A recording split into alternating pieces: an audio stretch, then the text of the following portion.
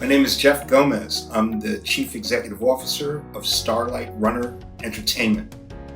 Starlight Runner Entertainment is a New York-based digital production company that specializes in transmedia storytelling, the development and production of content across multiple media platforms in concert.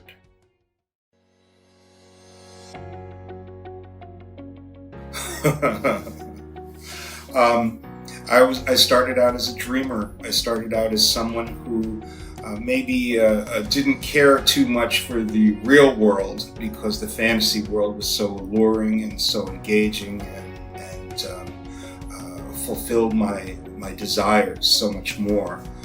Reading comic books, watching animation, eventually big giant novels made me just love storytelling so much that instead of just getting lost in the stories, I started to study how story worked. I was fascinated with what it took in storytelling to convince the audience that something can be made to feel real, and that skill set helped me to find a job in comic book creation, video game creation, and then in this notion of telling stories across multiple media. Well, there were a few breaks. It's funny, when life is unfolding, there rarely is that big snap moment. One of my breaks was in developing my own magazine off of desktop publishing in the 1980s, where I talked about storytelling from a gaming standpoint. The magazine was called Gateways, and we talked about how technology was making storytelling more and more interesting. Later on, a big break was that the comic book company I worked for, Valiant Comics, was purchased by Acclaim Entertainment, and because I understood gaming, I helped the comic book guys hook up with the video game guys, and I wound up producing Turok Dinosaur Hunter, the Nintendo 64 video game. Very, very successful. And then after I got my company, Starlight Runner Entertainment, and was able to develop stories across multiple media, I got called by James Cameron to work on Avatar. And that was a big difference. That changed everything for my company, and now we work with all kinds of Hollywood studios.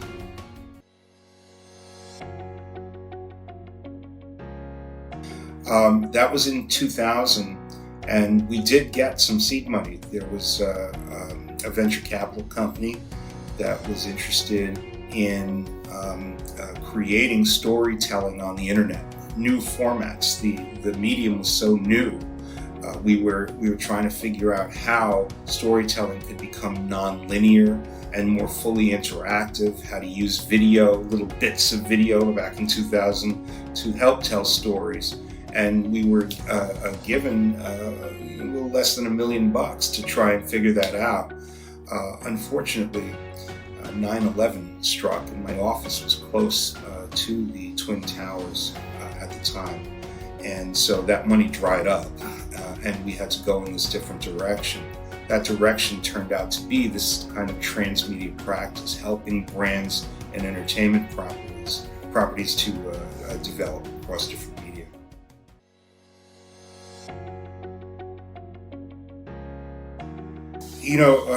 That's a great question.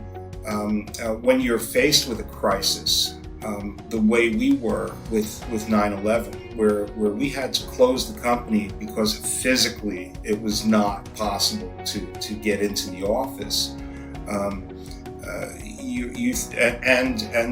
your capital dries up. Nobody wants to create transmedia entertainment when something so terrible has happened to the country. Your instinct is to maybe this wasn't worth it in the first place. Maybe we should give up. But what we talk about in our coaching when we talk one-on-one with our clients is that when you're stressed, when something bad happens, you fall back on your foundational narrative. What is your story? What is my personal story? Well, my personal story has a lot to do with perseverance and a lot to do with the connection between people and the aspirational qualities of story. So back then, in the days that followed 9/11, we thought about the fact that war could be imminent, that this country could genuinely be dragged into a terrible ongoing conflict. Is it because we're going to have hatred in our hearts? Is it because we are going to be permanently anxious about something else happening here in our city? Maybe we should talk to kids. Maybe we should talk to them about making better connections with one another, embracing one another, loving one another in better ways, understanding why things like this happen so that we can prevent them from happening again. And we actually, because I was a teacher, we went out and started telling those stories in classrooms around the city. And a journalist began to cover us. And the story about our going out and telling these stories to kids in classrooms caught the attention of Mattel, who remembered my name from Turok Dinosaur Hunter, and they called us and said, "Hey, can you help us with this Hot Wheels product? We want to create stories around the Hot Wheels brand." And boom, we were in business, So it was falling back on that core narrative that eventually got signaled back out into the world.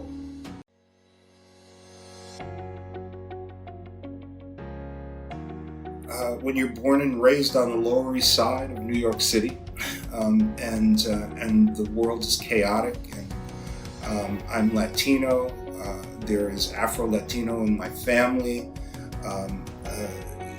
you're dealing, I have a little facial paralysis that I got made fun of, so I got kicked around, bullied some. This combination causes you to have to make some decisions, and my decision always was, because it was passed down to me by my mom, that I had to be happy. I had to find my happiness somewhere in this chaos, and that happiness could not exist with me completely on my own. No matter how beautiful a Tolkien's Lord of the Rings is, it's a book. I'm still going to be lonely when I close that book. I need to connect. We need to connect with each other if we're going to transcend the chaos and the violence. And so I decided that that's going to be what I do. That's my response to the chaos and afflictions and bullying that I experienced. But you know what? Guess what? I'm going to find a way to connect with you. And that narrative has always served me really well.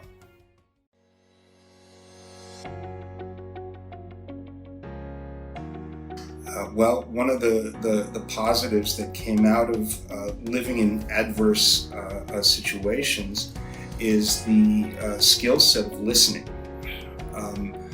To be able to disarm a potential conflict and get myself out of situations that could be harmful to me. I needed to be able to read people. And when I was able to tell what it is that you liked, what it is that you wanted to do, when I was able to learn that nobody listens to you, and maybe I can listen to you, I learned how valuable that dialogue can be, that listening can be. And as I got older and realized that all media was going to be two-way, but that no broadcaster really knew how to listen, that was what I brought to the table. Listen, a big media company, if you don't just read the data, read the box office, but if you actually ask your fans what it is that they're looking for, what it is that they like and don't like about your content, they're going to feel good about being able to tell you. They feel validated by that attention. And that creates a bond, that creates fans. And knowing how to create fans has been one of the greatest assets of Starlight Runner.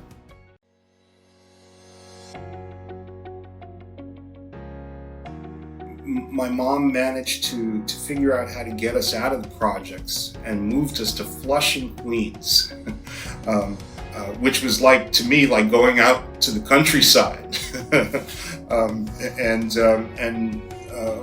After I got there, I was curious because I wasn't immediately embraced. And the weird thing was, I didn't feel that I looked so different from everybody else there, but my last name seemed to cause some consternation with the Italian kids. It was like West Side Story or something like that. Gomez was not allowed to play with the white boys. And in fact, it was starting to escalate into a bullying kind of situation. I guess I was just really different. On top of all that, I was into imagination and Godzilla and early Japanese anime, these weird things. And there was one guy in the school, Amato, who was really tough. And people said, "Oh, he's like wild, he's dangerous, you don't want to even go near him." And I was curious about him because I would look in his eyes and I would see something warm somewhere in there. Yes, he was alienated, I could tell. But I started to kind of observe him. And at a certain point, this is in grade school still, but he seemed, older and tougher to me. One day I saw him playing with G.I. Joes in front of his house, and that I could figure out. I knew the G.I. Joe brand in fifth grade. I could tell you everything about G.I. Joe, and I started to kind of mumble about it nearby while he was playing, and he looked up at me and said, "What are you talking about?" And I go, "Well, this, and this, about the toys." And he goes, "Yeah, here."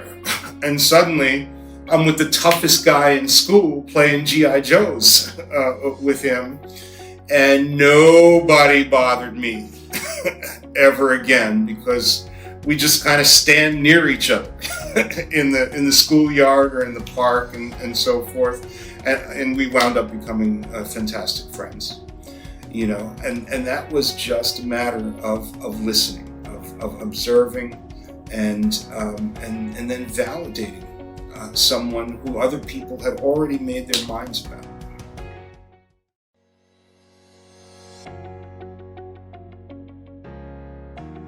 It's so important to understand your own story, and as you get older, to keep reevaluating that narrative, so that you're updating it, upgrading it, and making sure that it isn't ruled by your past.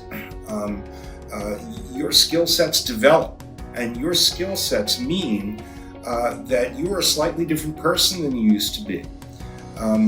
When you're confident in who you are and what your story is, when someone else comes to you and starts speaking loudly or criticizing what it is that you're doing, even though it's been a pretty good job, you've done well, you can start to listen. It's noise. It's noise that you just kind of have to be a little patient so that you can separate the noise from the facts. And so my inquiry, my listening is for the facts. What are the facts? If I'm not making a connection with you, I've missed something. So I need to ask you the right questions to get what I want. And the anger and the loudness, or even the criticism, it matters not. It matters not, because I know who I am. I know what my story is. So let's just get the job done. And my job is to please some of the biggest directors in Hollywood, or the biggest producers, or studio heads. Some of them don't have much patience. But I'm the best at what I do. So I'll just wait and ask the right questions so that I can make the adjustments that are going to work.